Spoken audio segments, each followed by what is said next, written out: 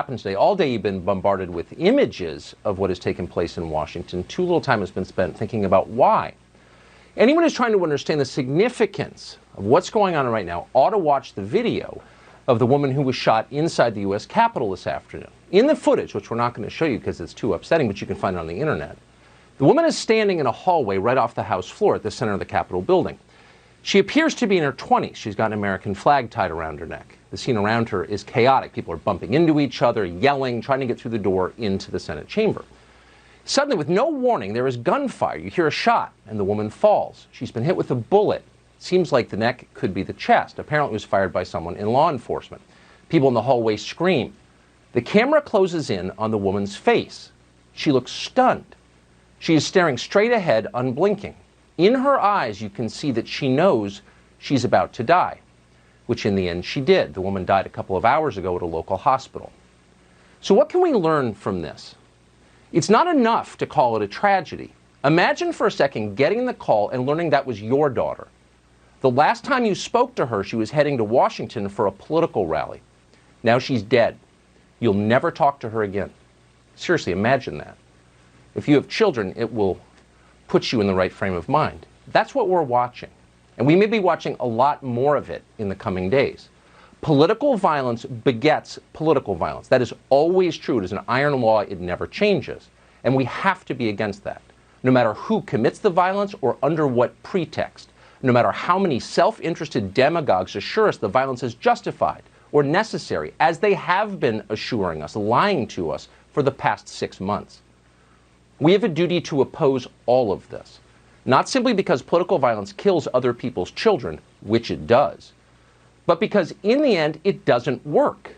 No good person will live a happier life because that girl was killed in the hallway of the Capitol today.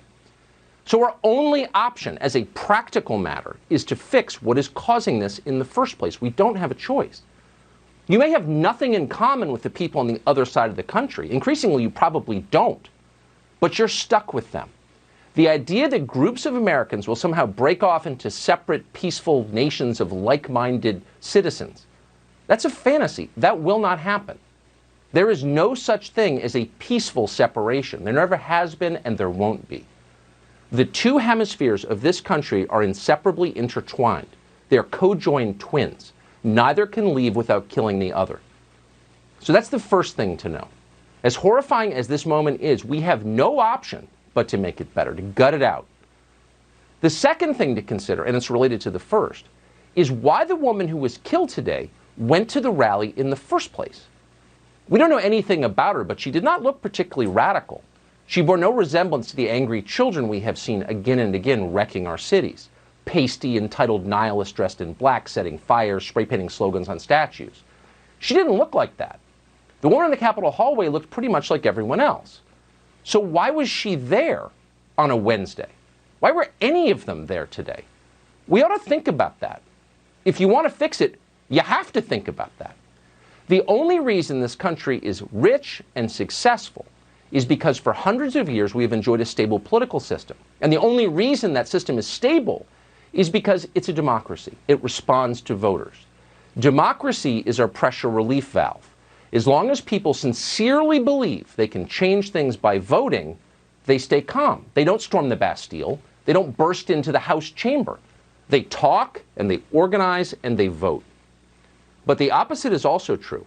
If people begin to believe that their democracy is fraudulent, if they conclude that voting is a charade, that the system is rigged and it's run in secret by a small group of powerful, dishonest people who are acting in their own interests, then God knows what could happen. Actually, we do know what could happen. It's happening right now. It's happened in countless other countries over countless centuries. And the cycle is always the same because human nature never changes. Listen to us, screams the population. Shut up and do what you're told, reply their leaders. In the face of dissent, the first instinct of illegitimate leadership is to crack down on the population. But crackdowns never make it better. Instead, they always make the country more volatile and more dangerous. The people in charge really understand that. They don't want to. They don't care to learn or listen because all of this conversation is a referendum on them and their leadership. So they clamp down harder. Obey, I tell you, obey. This is the Romanov program. It ends badly every single time. But that doesn't mean they won't try it again. Of course they will, because it's their nature. It's how we got here in the first place. Millions of Americans sincerely believe the last election was fake. You can dismiss them as crazy. You can call them conspiracy theorists. You can kick them off Twitter. But that won't change their minds. Rather than trying to change their minds, to convince them and reassure them that the system is real, that the democracy works, as you would do if you cared about the country or the people who live here, our new leaders will try to silence them. What happened today will be used by the people taking power to justify stripping you of the rights you were born with as an American. Your right to speak without being censored. Your right to assemble, to not be spied upon, to make a living, to defend your family, most critically. These are the most basic and ancient freedoms that we have. They're why we live here in the first place. They're why we're proud to be Americans. They're what make us different. And they're all now in peril. When thousands of your countrymen storm the Capitol building, you don't have to like it. We don't. You can be horrified by the violence, and as we said, and we'll say it again, we are horrified. It's wrong. But if you don't bother to pause and learn a single thing from it, from your citizens storming your Capitol building, then you're a fool. You lack wisdom and you lack self-awareness. You have no place running a country. We got to this sad, chaotic day for a reason. It is not your fault.